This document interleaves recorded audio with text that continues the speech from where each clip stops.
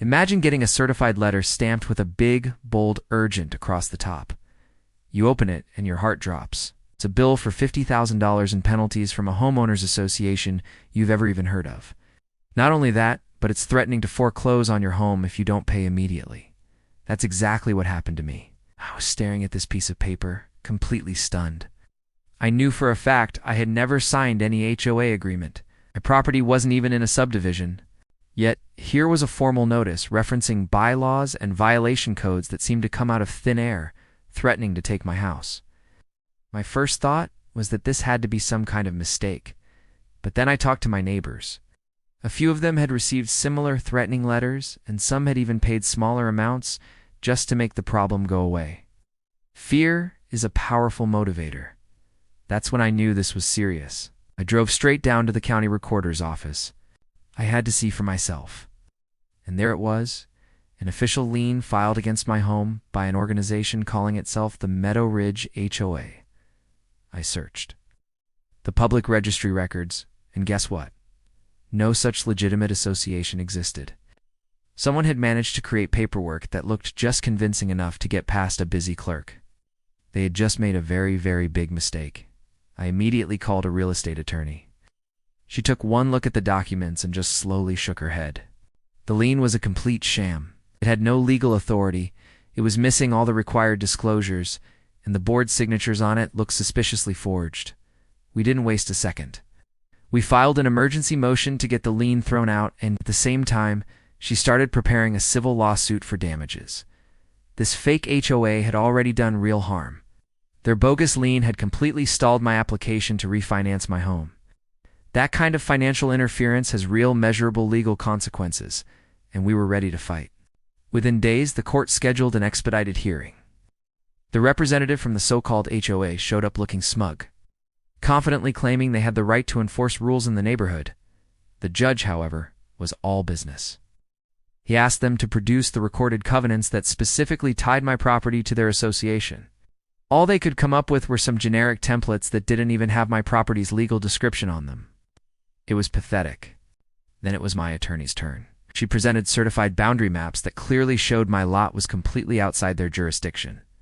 She walked the judge through the state laws that govern how a lien can be legally filed, pointing out every single rule this fake HOA had broken. It hadn't followed any of the required procedures. Even worse, they had never even sent a proper notice before slapping a lien on my property. You could see the judge's patience wearing thin. The case was already falling apart for them, but then it got even worse. Evidence started surfacing of similar liens they had filed against other homeowners. A clear pattern of coercive and predatory collection tactics began to emerge. Several other victims submitted statements describing how they had been intimidated. One of my elderly neighbors had been so terrified by their foreclosure threats that she almost sold her home in a panic.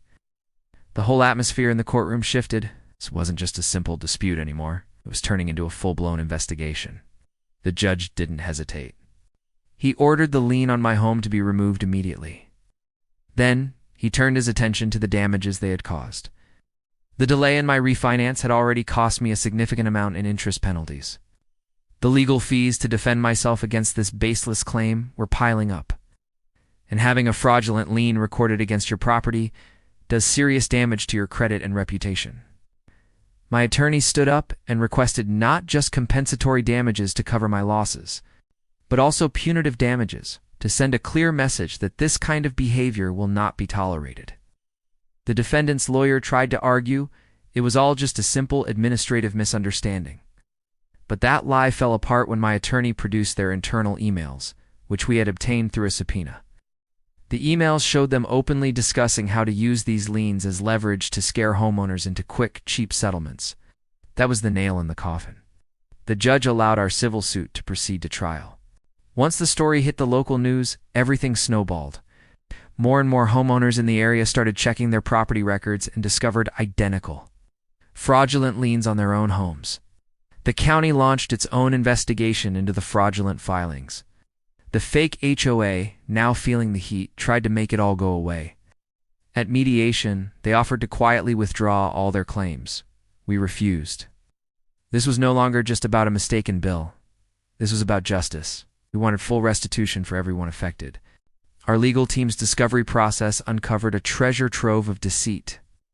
They found fabricated meeting minutes for meetings that never happened and non-existent board votes.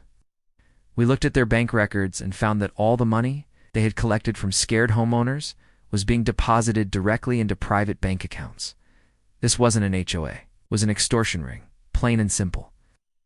By the time the trial began, the evidence against them was overwhelming.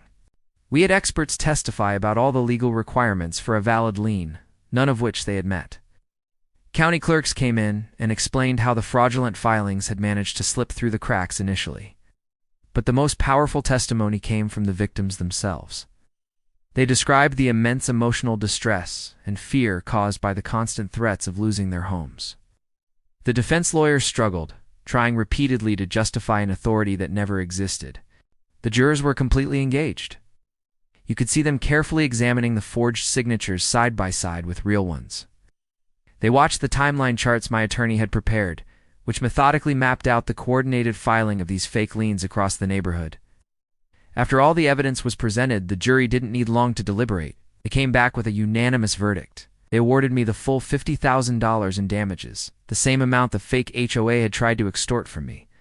On top of that, the court assessed significant punitive damages to make sure they, or anyone else, would never try something like this again.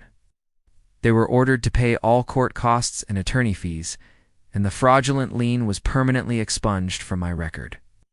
The court even sent correction orders to the credit bureaus to repair the damage they had done. The story didn't end there. Based on the evidence from our civil trial, county prosecutors filed criminal fraud charges.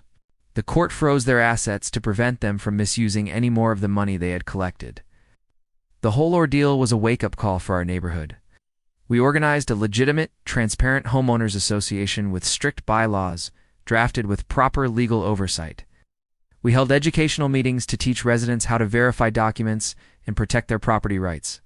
Even the local title companies updated their procedures to be more proactive about spotting suspicious filings.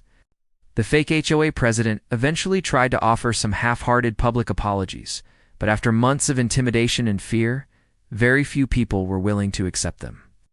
The judgment sent a powerful message throughout the entire region. No one can impose financial control over you without clear, lawful authority. Your property rights are protected by law, and they require documented consent and strict compliance with legal procedures. What started with a single terrifying letter ended with a public victory for accountability. My refinance finally went through without a hitch, and my neighbors and I recovered our sense of security. That $50,000 award was more than just money. It was a powerful affirmation that fraudulent power, no matter how scary it seems, will always collapse when you stand up to it and drag it into the light. Thank you for watching, and don't forget to stand up for your rights. Follow for more stories like this.